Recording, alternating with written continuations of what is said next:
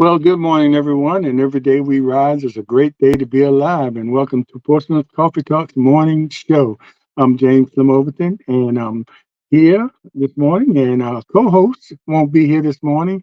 One of them is in Hawaii, and the other one won't be here this morning. So but we do have a special guest with us. So he's been on here before. He's Denzel Glover.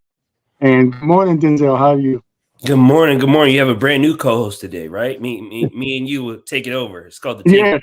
Yes. We are the ones this morning. So you know, there's nothing wrong with that. The show must go on, and glad to have you here this morning. And then when I talked to Denzel before, like I said, he's been on the show before. I talked to him before, and Denzel is the young man, and sometimes we want to get some young perspectives, how they feel about certain things that's going on and the subjects that we talk about here.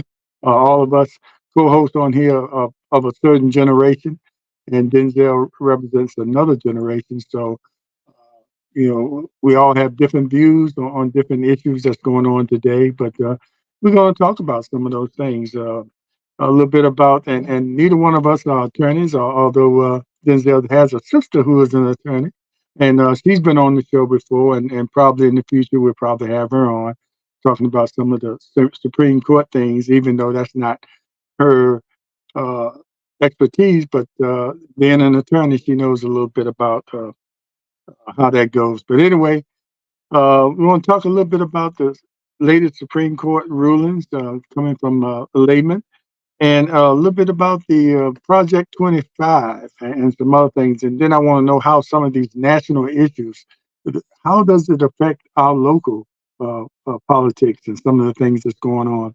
Uh, I guess when you talk about local politics, most of it is dealing with local issues, and but sometimes some of the national issues trickle down and has some effect on what goes on here with us locally. Anyway, we'll start with you, Denzel.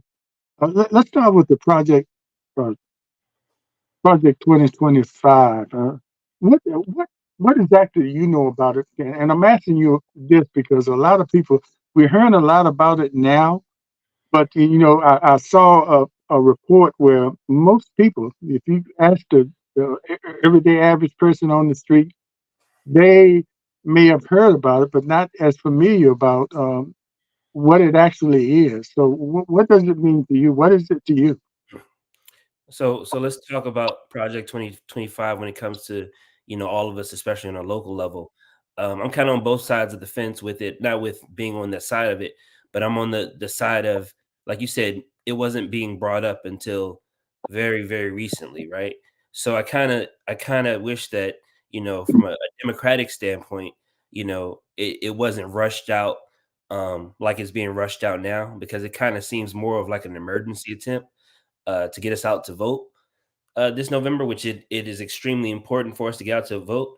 But this should have been a topic of conversation for the past 18 to 24 months instead of 6 months leading up to the current election. So basically, Project 2025 is not uh, a Trump policy, but a lot of Trump former leadership have kind of been pushing for this policy to take place coming up in the next election if he is in office. So it's none of it is real, but all of it is real, if that makes sense. It's no real policies. It's kind of suggestions that the conservative right side would like to implement if that came to be, if they got another conservative president in there. Yeah, and you mentioned that something that it's been excuse me, people been bringing it up, but it hasn't gained as much traction as it has lately. As a matter of fact, historically speaking, this is when you look at the it's called the mandate for leadership. It's if it's 920 some pages, so that's not something you do overnight. So this has been something that's been in progress for a long time. And historically, if you go back, even doing this is something that probably started even back in the Reagan days. But it wasn't called Project 2025, but some of the same premise that started back there with Reagan, Even people don't remember this.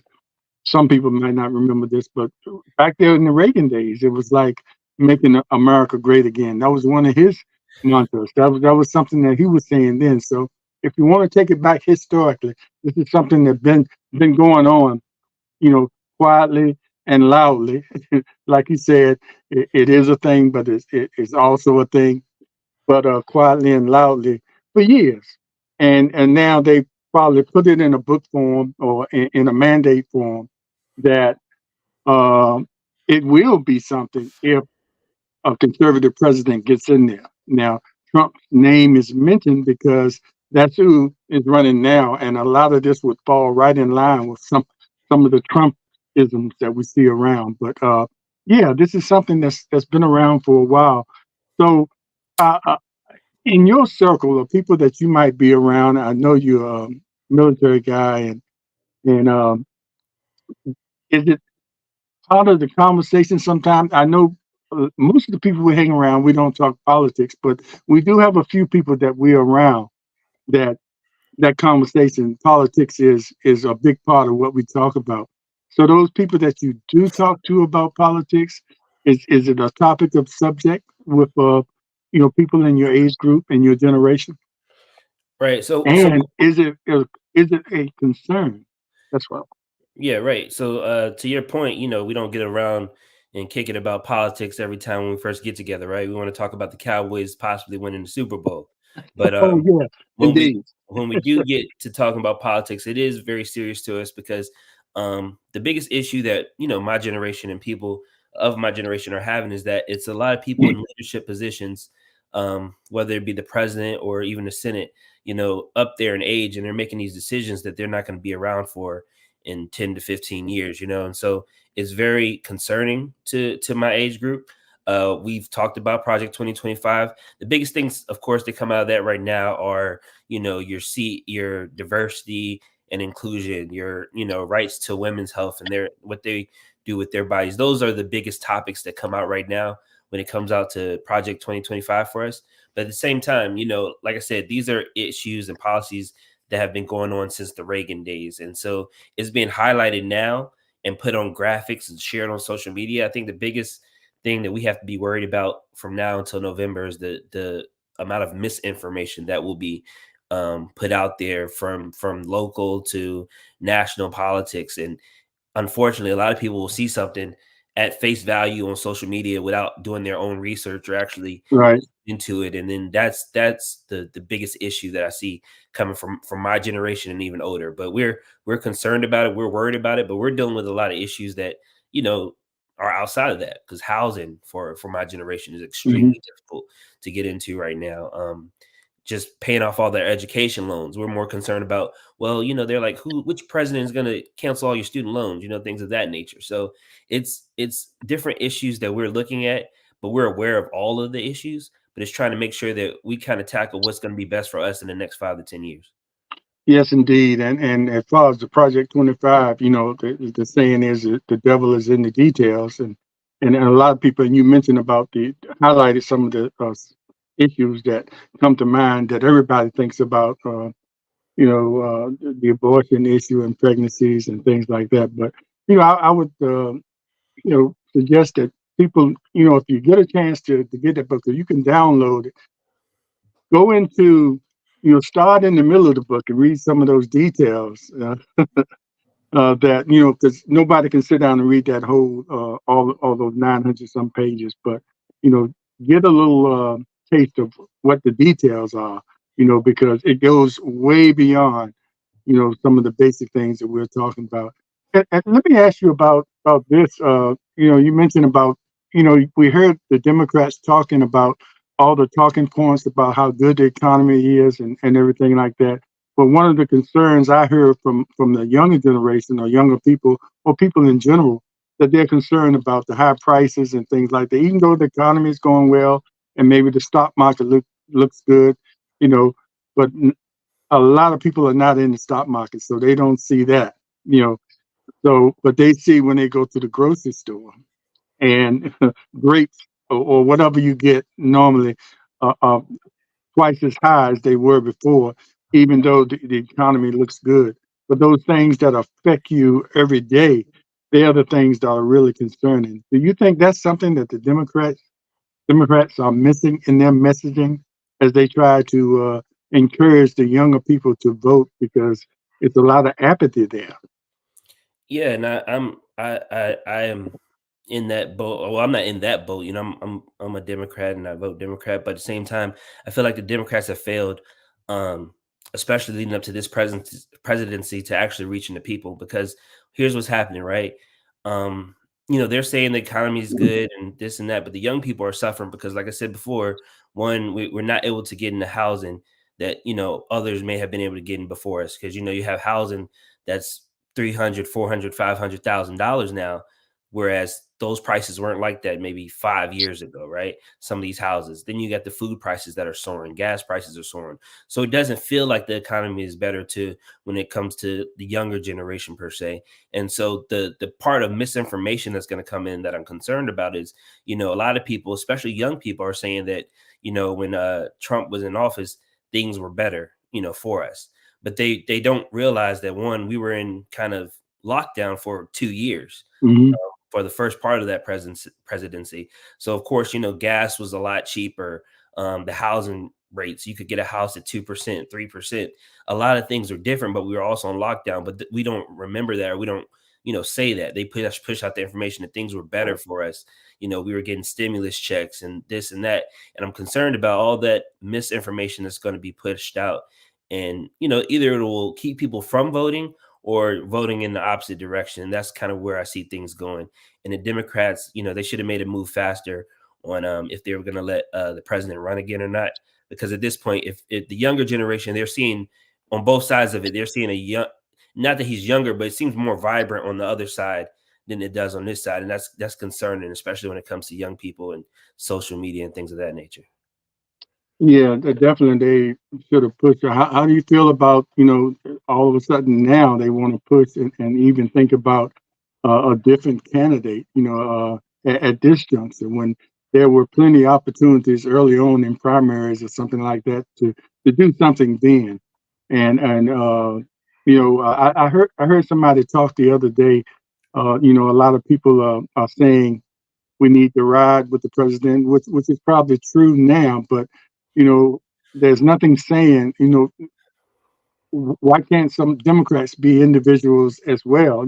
Know, because the Republicans they're going to ride with their Republicans, whether they are lying or whether what's going on, and that might not always be a good thing. You're going with someone just because you're a Republican, but even if they're lying or they have 34 convictions or something like that, and for them to say we need to do the same thing is kind of unfair to us, keeps us from being individuals. Even though at this point now, you know, I think it's kind of late to be trying to replace something that you could have, done some time ago.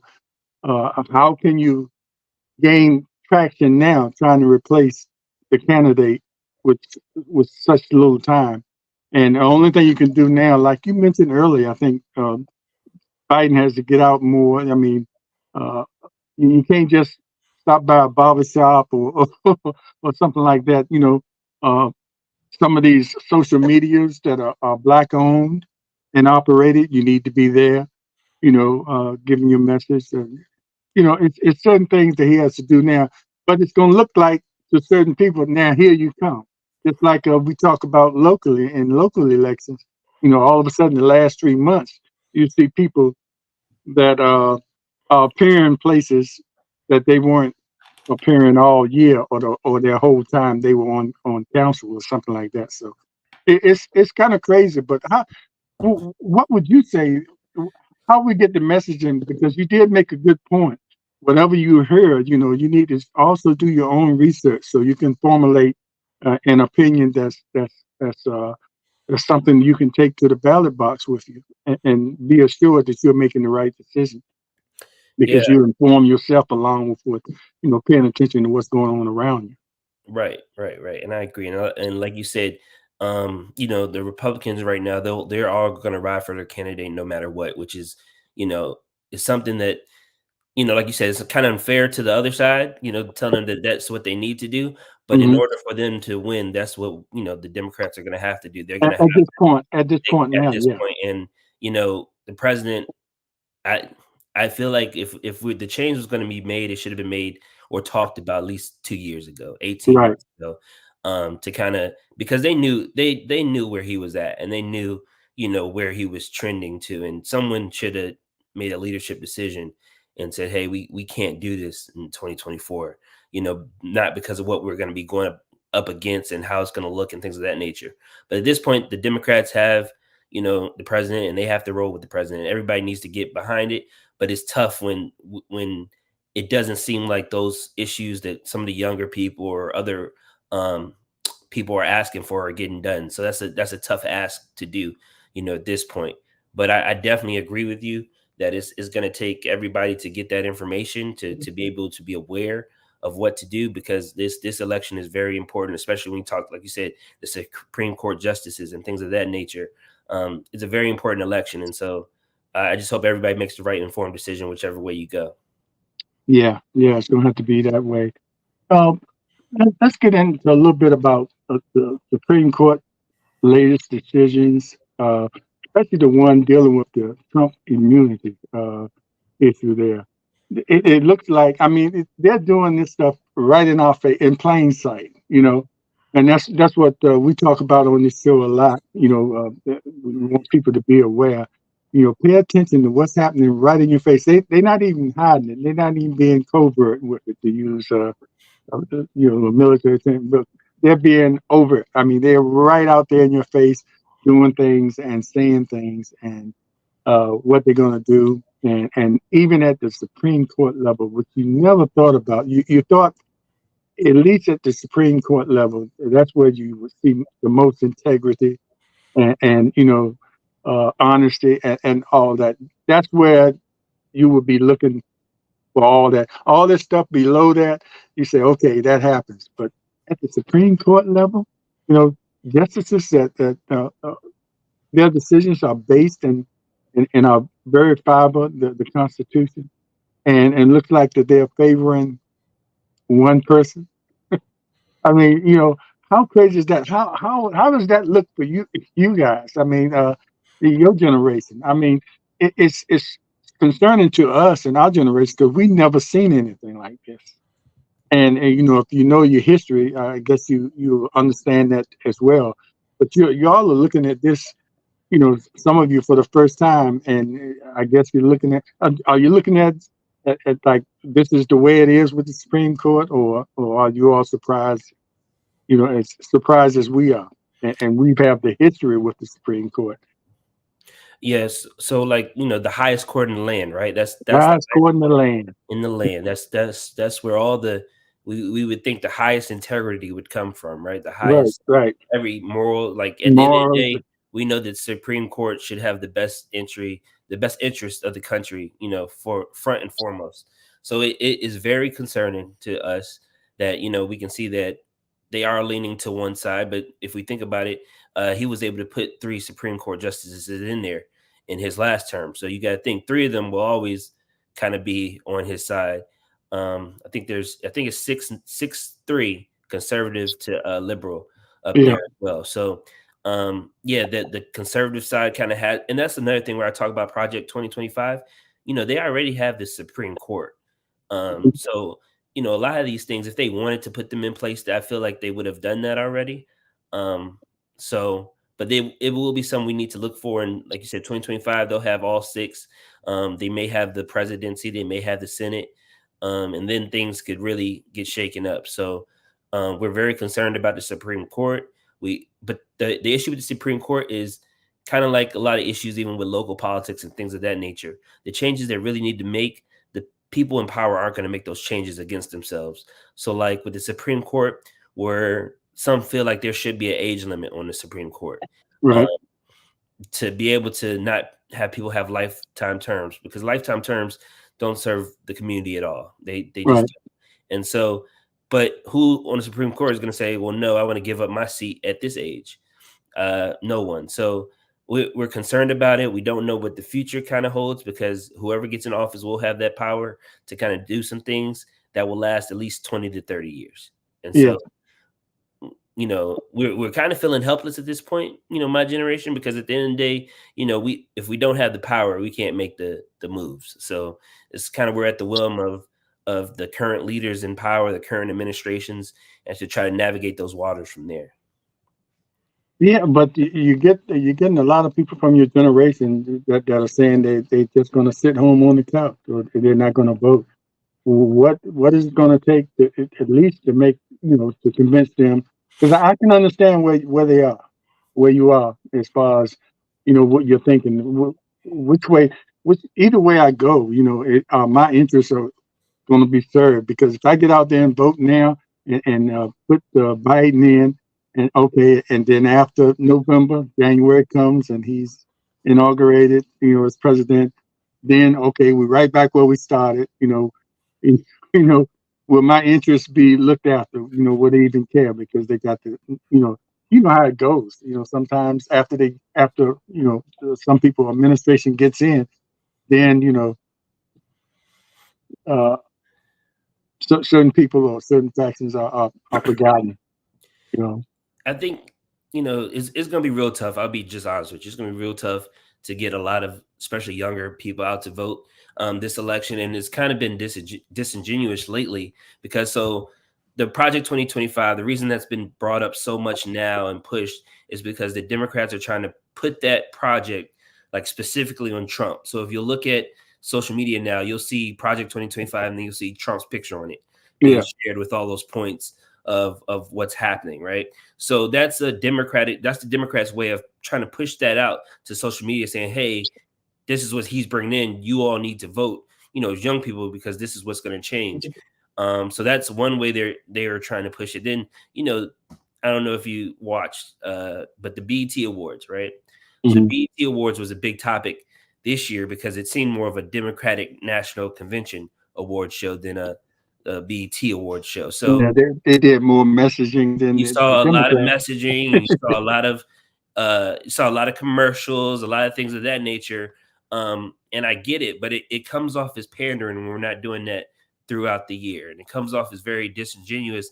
And a lot of people are realizing that now. And I Yeah. think the Democrats need to figure out a different way to bring their message across.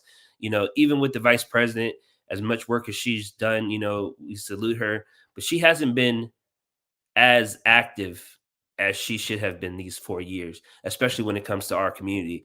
When you want to bring that ask up 4 years later, you need to see more work within, the African American community for them to be able to be like, okay, we can come ride with you now because there are a lot of people who said that they haven't seen her in a while, and then she pops up at the BET Awards, which can rub people the wrong way sometimes. Well, I mean, well, that's true, but I think, well, I know she's really been out there, Yeah, and when you think about it, well, what is the role of the vice president over the years? I think she's been unfairly put in a position by some people saying, well, where's the vice president? Well, where were the other vice presidents of past presidents? Their role wasn't like that, and whatever they were doing it under the radar. And so now all of a sudden we have Kamala Harris there, first black female black vice president, and all of a sudden we putting all these demands on her as vice president to be certain places where those demands were never put on any other vice presidents. And I understand, her in her position, it really would help if she was out there, but it's, kind of unfair to say where that she's not doing enough when that's really not her role, but to your point, and she has been out there, but right. it hasn't been publicized now. You're seeing her more now because the spotlight is being put on her. But it should have been put on her when she was at these other places Right. To your point, that I people guess, don't know about. and I'm speaking more so from the young people's perspective. And Right. to your point, I'm just saying that you know no other vice presidents also were African American black women either. So Right. when it comes to the the young African Americans, especially when it comes to They're you looking for more. they're looking for a little more, you know, Mhm.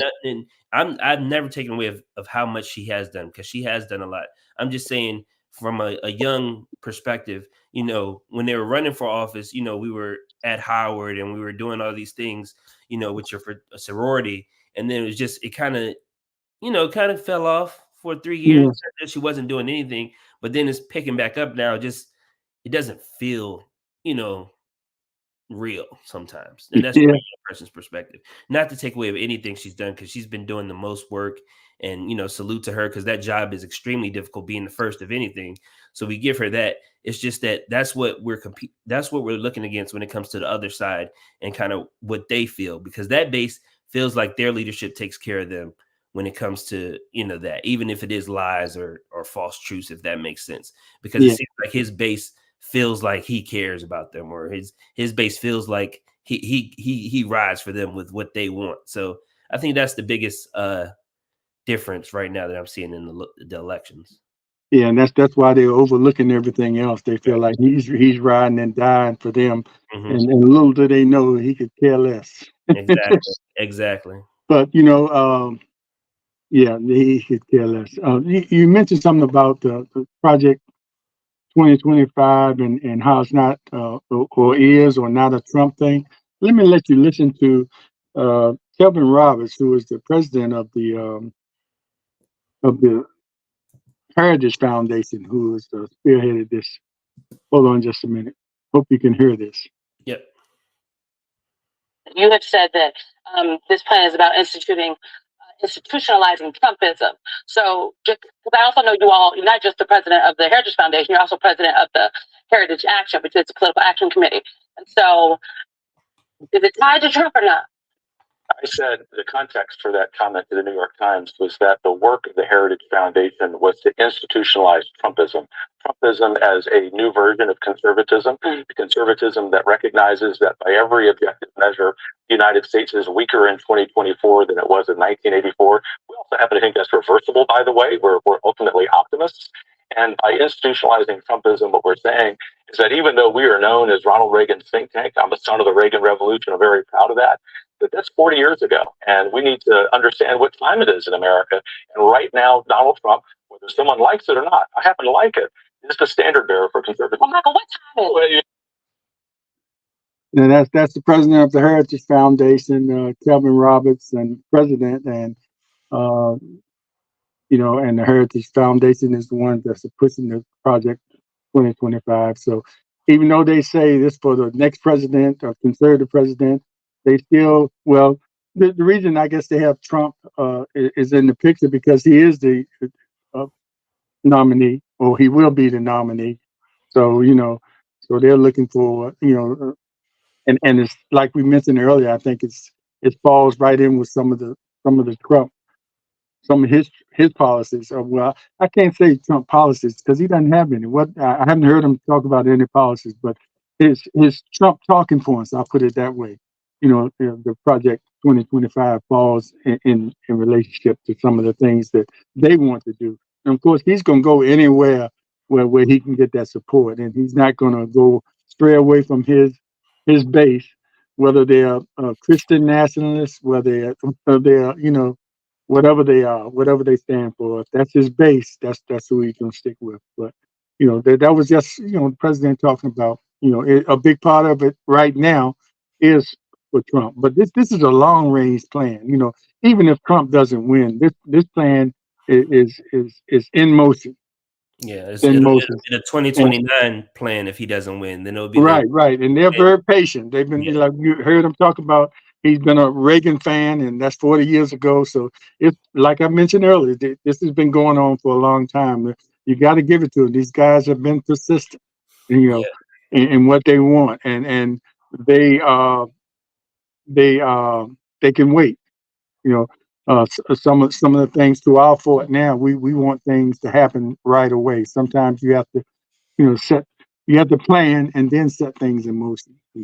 right. You have to think long term and not always just Long term, you have to have some short term solutions for issues that are coming up, but you have to, in the back of your head, you have to have that long term plan. Okay, what happens 10 years from now? What happens? you have to think about stuff that's going to happen when you're not even here. Right. You know, For your children, for your for your children, children, you can't think, and oh, the generations after, yeah, I hope this happens in my lifetime. Well, it might not, but if you're not here, you got to worry about the people that are here, that are left here, especially in your family. and we would hope that our leadership are doing that. But as we can tell, I don't think a lot of leadership, whether it be in Congress or even when it comes to the presidents, are thinking about generations to come. So it looks like a lot of short term thinking right now. Yeah, yes, indeed. And so, but I will say this, I want to say to that Well, point, and you did make a good point with that video. Like a lot of his past people that were on his cabinet are in the Heritage Foundation. So like even Ben Carson and people of that nature are in the Heritage Foundation with some of these policies.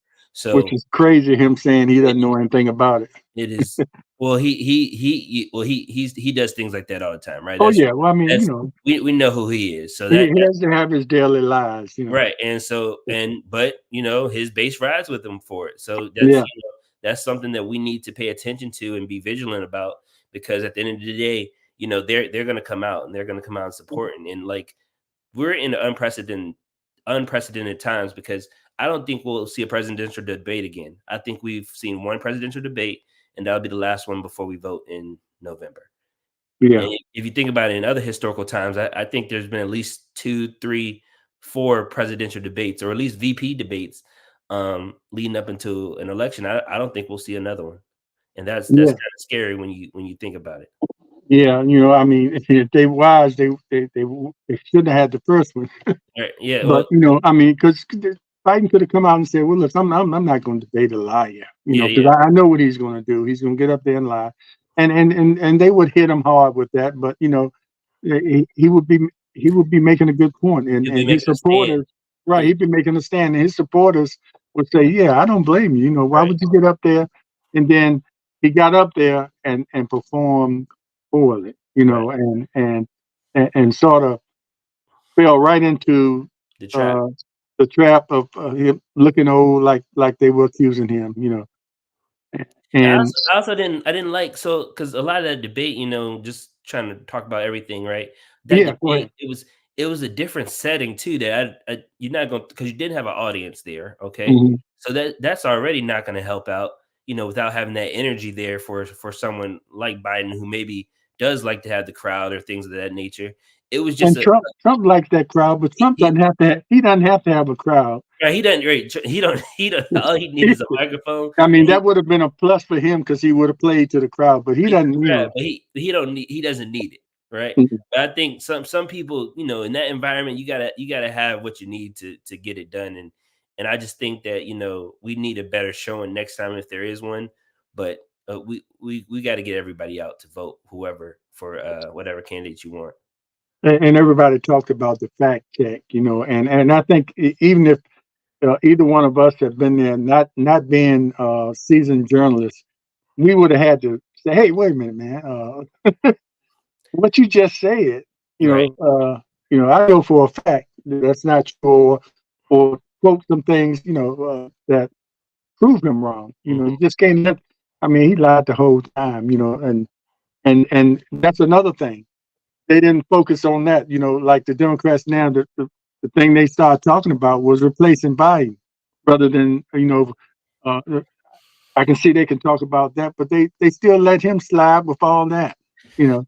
Well, because at the end of the day, we know what he's gonna do. I mean, I mean, it's it's That's it's why what I wouldn't have debated him. I Yeah, wouldn't have. it's what we know he's gonna do, and he's gonna run with it, and people are gonna follow it and take it. So it's like we didn't spend time on that. We looked more at the optics of how it looked on stage, right? Because Yeah, even though he was telling some mistruths, mostly mistruths, he looked like the more, yeah. I mean, like if you believe in your yeah, truth, I mean, well, because his base is gonna believe in it. right. I remember during the pandemic, early on in the pandemic, where we really didn't know what was going on, but the masks, they were telling us to wear the mask and at some point wear gloves because even the doctors didn't know. And I remember going to Kroger, and I got out my car going into Kroger, and this young white couple was getting out the car, going behind with no mask on, and I just overheard the girl saying, "Well, I'm gonna just wait and see what Trump says," Mhm. you know. And all the other people in the beginning were trying to follow the doctors because they didn't know, we didn't know, we saw people dying, and this young couple, and I never forget that because it was early on when nobody really knew. We were walking around in fear, and the only reason I went to Kroger, went to the grocery store, uh, was because out of necessity. I had to go, but I wasn't leaving the house until y'all figure this out. Especially with me with a compromised immune system. Right. As a heart patient. Mhm. So that was that was just crazy for me to hear that. That's what they were waiting for Trump Mhm. to tell them. Over their doctors. Yeah. That's just. Hopefully they didn't drink anything, right? I don't know. I wish I could have followed them to see if they did that bleach thing or Yeah. whatever, or put a flashlight in. Yeah, so it's crazy, and like I said, the misinformation that's going to be spread over the next 3 months, 3 to 4 months. It's going to be up to everybody to stay vigilant and make sure that we're paying attention. Fact checking, double checking, just have your own opinion. So when you go in there, you're making the most conscious decision on who to vote for in 2024. Yeah, Denzel, let me ask you this, and we won't get in too much of the local politics. We'll have a show for that. But I mentioned earlier about some of the things are important uh, as far as the way national politics is going can trickle down to local politics, and some of those things will never affect some of the people that vote. But I think sometimes it's good. You know how most of the city councils, especially in Hampton Roads, they run nonpartisan. But sometimes it might be good to know where those candidates locally are on the national scene, because some of the things that they vote for, if you know that they are and are, well, real Trumpers or real Biden people, that could be helpful in your decision of who you want to go for locally. At one time, it wasn't a big thing. You didn't know, a long time ago, you didn't know who on the council was Republican or Democrat, and it didn't really matter because none of that national stuff came into play when it came down to what they were doing. But the way things are going now, this is just my opinion. I feel it's important to know how I think some of the questions that that might be asked of some of the local candidates is how they feel about some of these national issues, because eventually what they do locally affects us right away, but the national issues, what the Supreme Court does, eventually will trickle down and affect us. So, how do you feel about that? You feel like it's kind of important to know what you know our candidates to know how they feel about some national issues. So yeah, so let's get into that. So yes and no, right? One thing in the project 2025, I think it was something about like the cancellation of the Department of Education, right? Right, Which is a major issue, and that would trickle down, of course, all the way down right, to the local level. Especially when it comes to education is the most important thing in any community because how the children are raised and being taught is kind of how the community goes, in the next 10 to 15 years. But to your point, I don't think it's as important to know um which side of the fence our local leaders are standing on, only because one, a lot of people don't know this, and I think that's another misconception. We don't have mayor-led cities in Hampton Roads, right? hmm We have council-led cities, so none of the mayors are like strong mayors, whereas they make all the decisions in the city, and that's how it runs. So if that were the case, I would think like, hey, yeah, you would want to know what your mayor was. He a left or was he a right winger or things of that nature. But when it comes to local politics, people, like you said, they kind of stay on the fence where they don't announce whether they're left or right because at the end of the day, local politics is a lot different than the national level. hmm And people have crossed the fence more so locally when it comes to the issues locally because they're in these communities. They have to see they have to talk to these people, whether you're left or right. You have to go to your Craddock's or you have to go, to your IC Norcoms. You have to go there to be able to serve your community. And then I just feel like, you from the national standpoint, you can kind of sit back and kind of just give to your base, but you can't do that in the local community if you want to get elected in public office, especially here in the Hampton Roads office. Hampton Roads, Yeah. you can't lean to one side or the other. Yeah, and that's fair, and that's fair, and I'll clear up what I was kind of saying, and you kind of made that point for me that there's certain issues nationally, like education, and even the abortion issue might be something that you might want to know about. But yeah, yeah, that's fair what you said. Should remain like that. But okay, well, let me go as far as the local election things like that, and some of the points we make here a lot. Everybody's going to be concerned about education, as you mentioned, economic development, and some of those basic things that you mostly see those questions asked in forums and things like that. What I try to encourage people to do is to make sure when you see one of the candidates out or you have an opportunity to talk to them, first of all, don't shy away from them. They're people just like you. If you see them in the grocery store, because most of them are public service, and it's a difference between, for me, sometimes between a politician and a public servant. Sometimes they sort of it's politician slash public service, but when they lean more to the public servant part of their job, that impresses me more.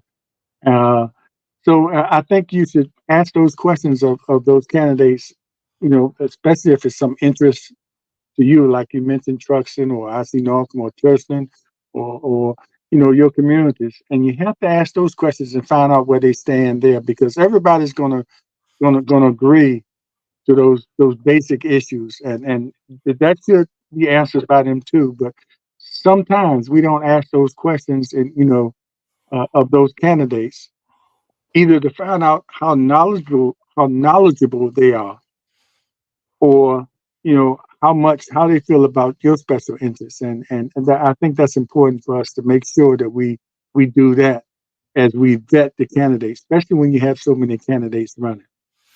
Yeah, I think the hard part, especially for younger people, is a lot of the issues that we have. The candidates, and for some, and it's sad, but the local elections can't really solve those problems that we're trying to look at when it comes to housing affordability. Um, in the area, and kind of when it deals with national issues, or when it comes to like student loans, or when it comes to finding affordable jobs. I mean, they can bring jobs here, but we're not finding it at the same rate as that what we need to, and so people are kind of turned off when it comes to local elections. That's why normally, if it's not a presidential election, voter turnout is really low Really low. politics, when it should be a very high always. But the biggest thing is, you're right, we have to ask these questions. But when it comes to things like you said, or economics and things of that nature, people aren't asking those questions, because it's like, at the end of the day, how does that affect me moving forward today? And they don't realize in the bigger picture, especially with this waterfront and things coming up, in Hmm. the city of Portsmouth pretty soon. If that's developed the right way, that'll bring a lot of opportunity to the city and a lot of areas for us to grow. So, it's important for us to kind of get that knowledge out there, because like I'm just thinking about young people and just talking and having these conversations. Most of them don't watch council meetings. Most of them don't even know who's sitting on council at the moment. Like they couldn't tell you who the mayor was. Unless you got some sort of controversy, Right, unless you that have that some. that the news media picks up and runs Right. over and You had over some again. some issue like that, and even that, that's fleeting, right? You'll have it one day, and then, it'll be gone in like 10 seconds, because there have been a Hmm. number of news stories that we hear, and then Right. it's gone as soon as they say it. So, I my biggest thing with is trying to figure out how to get more local people, or more young local people, involved in local elections, because that's the biggest problem, because our young folks don't pay attention to our local leaders at all. I think we missed the boat sometime. We have certain elected officials or public servants that make sure they're everywhere. And sometimes we miss the boat because I look at this. I've been seeing this over the years when sometimes they have the rallies, for certain candidates, and it just be people. Most of the people in there are people that's voting for them anyway. And Right. I said, wow, this is kind of a waste of time, because you're preaching to the crowd where you should be is out there, trying to capture those young people like you're talking about. and even some of the older people in my generation, because you mentioned the waterfront, you know how long we've been waiting for something to Right, happen there, right. how many plans we have seen. And me, I've been on the planning commission. You know, I was part of plans that came up that by now, and this was in the 90s when I Mhm. was on there, that if some of those plans have been implemented, we would see the fruits of that by now. But you know, sometimes when the composition of the council changes, I can't put it all there. When you have so many different city managers, you know, it's kind of hard to get a hold of something that you want to do that's long range. You know, because people come in with different ideas. So even with us older generation, we've seen, you know, that's why some of us, they say a lot of us vote, but a lot of us are sitting home too because we're just tired of seeing some of the same old things. Can I ask you a question? And this is just for I just wanted Sure, your thought process on this. Do you sure. think, because I know some cities, and I just want to bring up Portsmouth real quick. Do you think that Portsmouth would have benefited more from a borough voting aspect than the current at large aspect that we currently have in the city of Portsmouth? I think so. In my opinion, I think it will. I don't think it'll ever go back to that because at one time it was like that, and that was the only way that when it was like that in the beginning, we could get black candidates when they had the boroughs, you know. But not only for that reason, because I remember at one time we had maybe two or three council members from church, Right. you know, sitting at the same time. And I guess there's nothing wrong with they couldn't help where they live, but you know, it you know having the boroughs and Newport News has that Hmm. right now, and some people probably wouldn't be there and if it wasn't for that. And I think we would benefit from that because you would have someone, you know, concerned about the city at large, you know, because you have to, you know, serve the city at large. But you will have those people that have that special interest of your particular area, you Hmm. know, where they could concentrate on that. And sometimes, you know, some council people might come to your area and they have no idea of some of your issues. And I'm not blaming them for that because they can't keep up with all everything. But if you had the boroughs, that would be their area that they would concentrate on. And I think, you know, you could go to that person, hey, with potholes and all that, those kind of things that people might overlook, but it's important to those people in their community.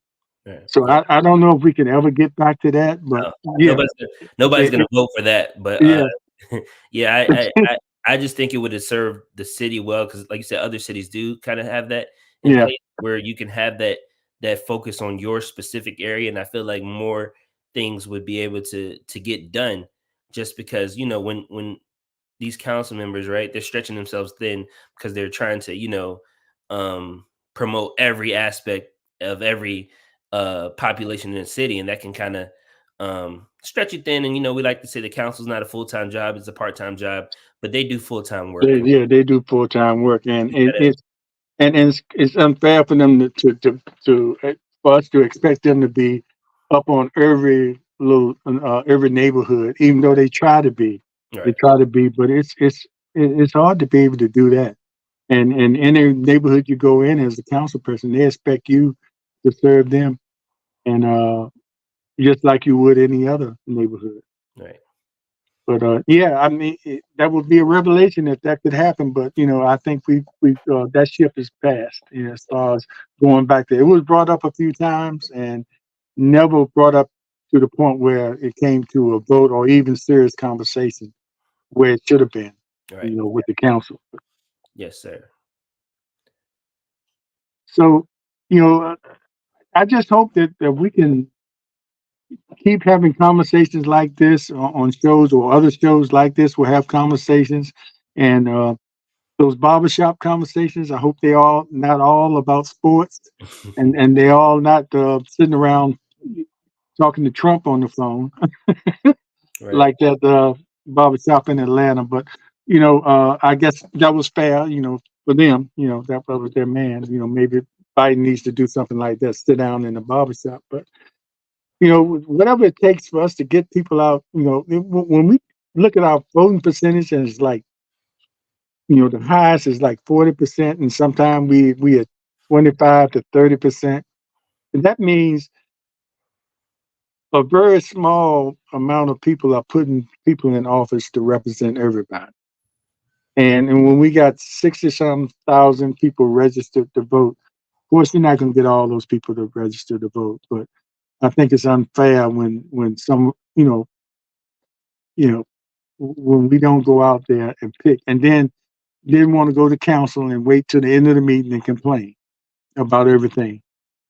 You Yeah, know, it's madness at this point. But like the biggest thing is we have to get that turnout, out to vote, and we have to get people to understand actually how council works. Because to this day, you can walk around and ask them, how council works, and they'll be like, well, let's say the mayor's not doing his job, such and such, and it's like, well, the mayor doesn't control that, or that city council person doesn't control that. So it's kind of trying to spread the awareness and making sure that everybody's aware how the council works. And like you said, get them involved before, the midnight hour at the council meeting when we're complaining and we're saying what the council's not doing. So right, I would right. hope that we could figure out a way to, one, get more young people involved, um, get them active, get them wanting to care, about it, because most of their children are being affected when it comes to school board and things of that nature. And then, just getting them to know what their community is doing, because I think that's the biggest thing to get the community going in the right direction, getting more young people involved, because at the end of the day, that's what's going to drive the city forward, is the younger generations. Yeah, Denzel, let me ask you a question since you asked me a question.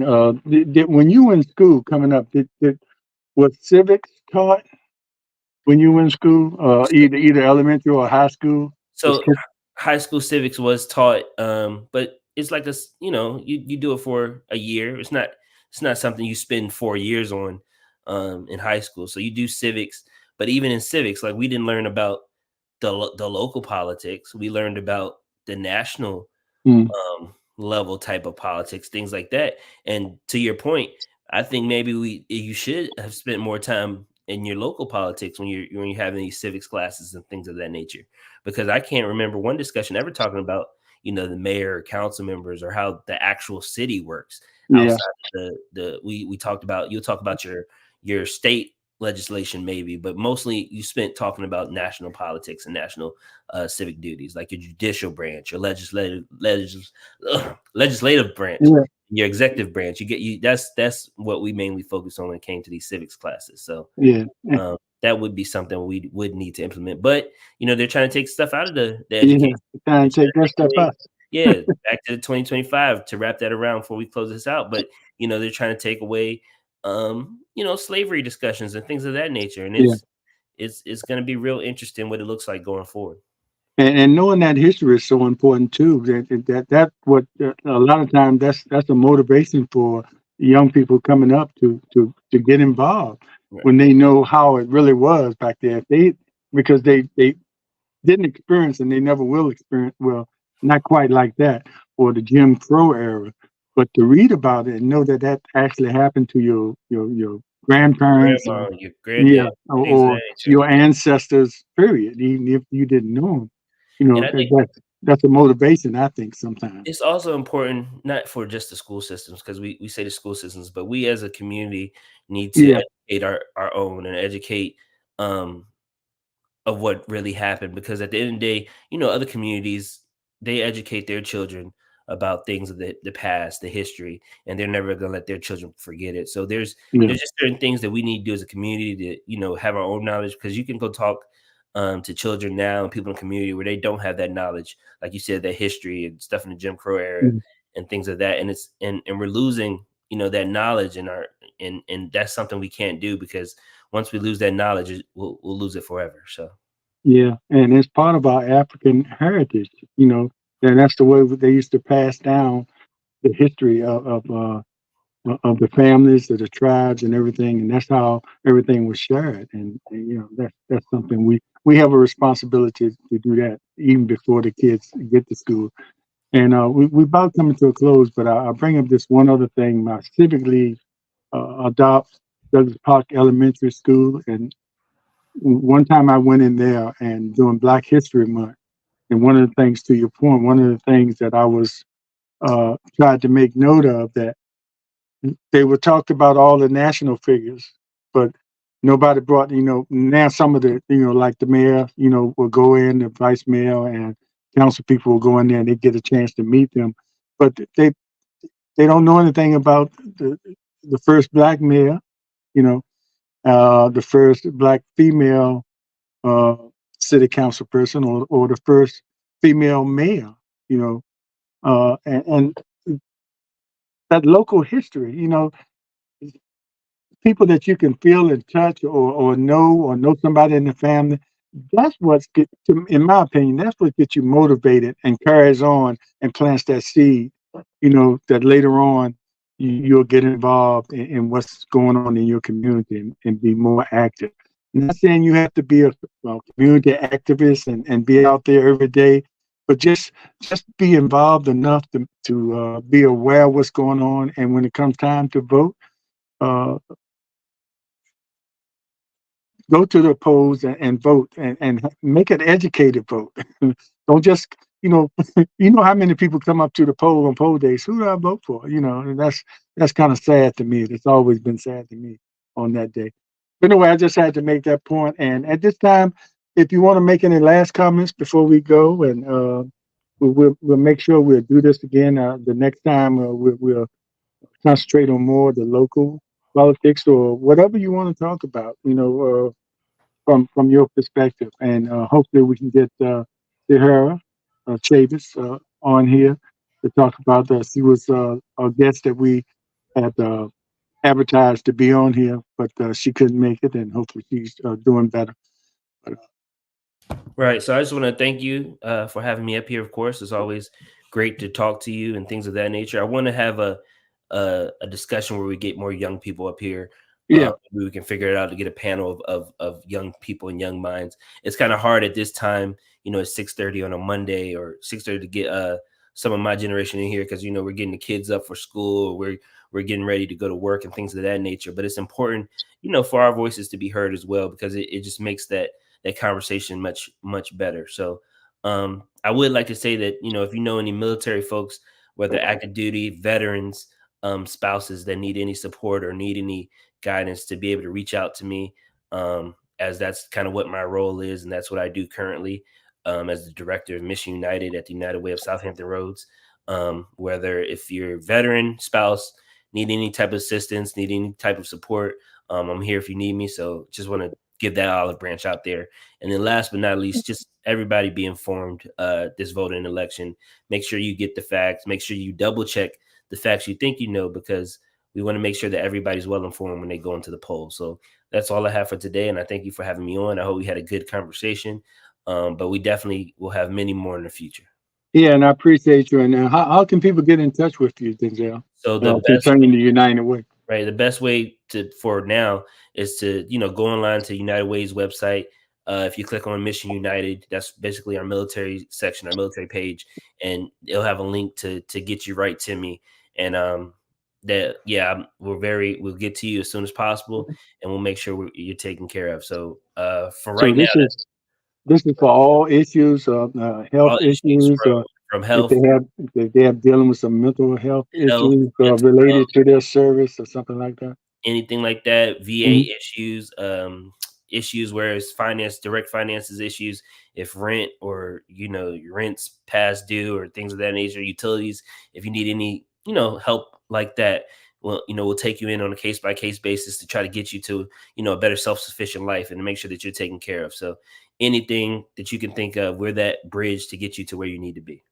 Okay, thanks a lot, because it's definitely a lot of vets Yeah. Yes, in sir. this area. Okay, thanks a lot, Denzel. I appreciate you, and we'll see you next time. And we'll work on that panel. It doesn't have to be 6:30 in the morning. We can have a special panel.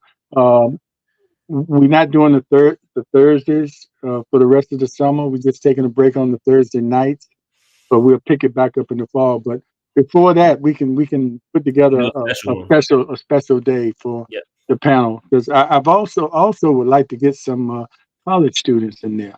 Right. I think that's a population that we don't hear from either, and most of them are voting, and most of them have opinions, and that's the ones we need to be cultivating, not to think like us, but to critically think for themselves. Right. And I Yeah. know in August when everybody kind of comes back to school, that'd be a good time to get some college students up here in a block to talk about the upcoming election. So August, September, that would be a great time frame to do that. And I can definitely make sure that we get those students here. Yeah, sounds good. We'll work on that. Yep. All right. Thank you. Thanks, Thank you. everybody. And remember to like, subscribe, comment, and share this show. And we'll see you next time. Take care.